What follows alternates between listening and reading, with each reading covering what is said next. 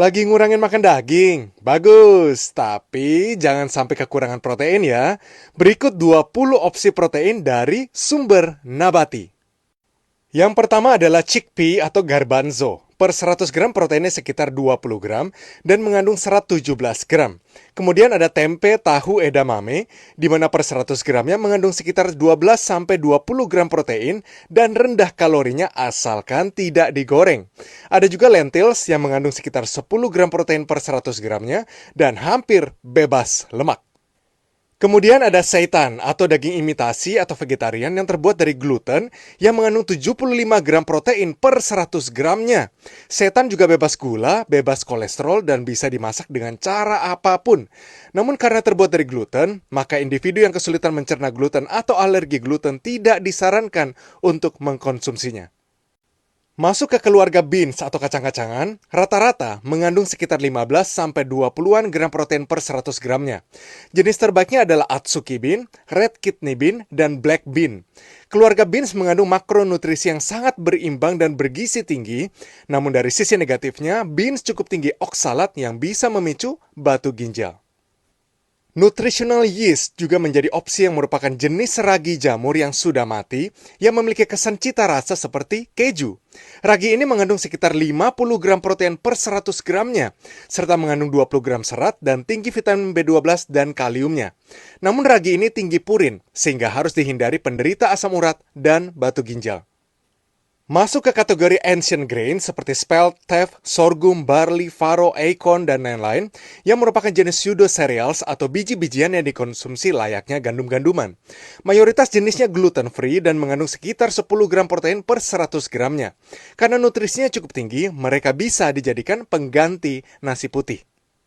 Selanjutnya ada hemp seed yang juga kerap dibuat sebagai sumber vegan protein powder. Per 100 gramnya mengandung sekitar 20 gram protein. Namun daya tarik utamanya adalah kandungan lemak esensialnya, yaitu omega 3 dan omega 6 yang rasionya dianggap cukup optimal bagi kesehatan manusia.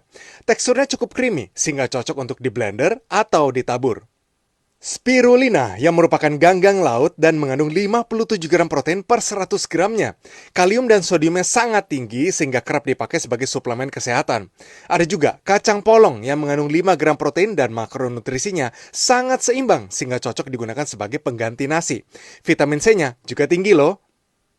Selanjutnya amaranth dan quinoa yang merupakan pseudo cereals yang mengandung asam amino yang lengkap sehingga masuk kategori high quality protein. Per 100 gramnya mengandung sekitar 18 gram protein dan antioksidannya termasuk yang tertinggi di golongan pseudo cereals.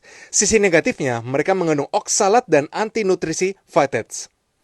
Kacang kedelai mengandung 36 gram protein per 100 gramnya. Banyak orang terlalu fokus pada bentuk olahannya seperti tempe dan tahu. Padahal bentuk aslinya mengandung lebih banyak nutrisi dan cita rasa.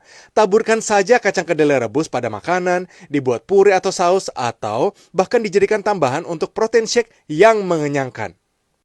Next ada wild rice yang merupakan jenis beras yang bikin beras merah pun terlihat kerdil dari sisi nutrisinya. Kandungan proteinnya sekitar 15-20 gram per 100 gramnya. Beras ini kaya mineral dan lebih mengenyangkan karena kulit arinya masih utuh. Namun karena tinggi arseniknya, pastikan dicuci rendam sebelum ditanak dengan takaran air 1:2,5. Secara cepat, sumber lainnya per 100 gramnya ada rolled oats dengan sekitar 12 gram protein, ada chia seed yang kaya omega 3 dan kalsium dengan 15 gram protein, ada almonds yang kaya lemak baik dan serat dengan 21 gram protein, ada flaxseed yang juga kaya omega 3 dan kalsium dengan 18 gram protein, dan ada juga pumpkin seed dengan 19 gram protein. Masih banyak lagi sumber protein nabati lainnya, namun kandungan proteinnya di bawah 10 gram protein per 100 gramnya. Dan karena hampir semua sumber protein nabati aslinya merupakan sumber karbohidrat, maka mengkonsumsinya lebih banyak belum tentu terbaik untuk dilakukan, terutama jika low carbs adalah diet yang Anda butuhkan untuk fat loss. Namun secara garis besar, mengurangi konsumsi produk hewani terutama di zaman sekarang adalah hal yang baik untuk dilakukan, terutama untuk kesehatan jangka panjang. Dan selama hidup Anda aktif berolahraga dan bekerja, maka tambahan karbohidrat dari sumber protein nabati tidak perlu ditakutkan, apalagi sumber nabati kaya akan serat yang mengenyangkan. Sumber protein nabati ini juga bebas kolesterol, lebih rendah lemak jenuhnya dan total kalorinya, lebih kaya kandungan antioksidannya, dan terakhir, lebih ramah lingkungan daripada produk hewani. Apalagi ketimbang daging sapi, unggas, dan ikan laut, sumber protein nabati ini mayoritas harganya juga lebih terjangkau. So, what are you waiting for?